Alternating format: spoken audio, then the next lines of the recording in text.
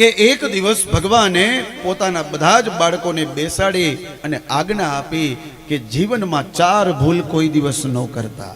જો તમે 4 ભૂલ કરશો ને તો તમારા કુળનો વિધ્વંસ થઈ જશે. એમાં પહેલું કહ્યું કે કોઈ દિવસ બ્રાહ્મણનો અપરાધ કરતા નહીં. તમે જ્યારે બ્રાહ્મણનો અપરાધ કરશો, બ્રાહ્મણ વિશે કોઈ પણ ખરાબ શબ્દ બોલશો તો તમે સમજી લેજો તમારા કુળનો વિનાશ થઈ જશે. આ ભૂલ કોઈ દિવસ ન કરતા. બીજી ભૂલ, સ્ત્રીઓનું અપમાન ન કરતા, વ્યભિચાર ન કરતા.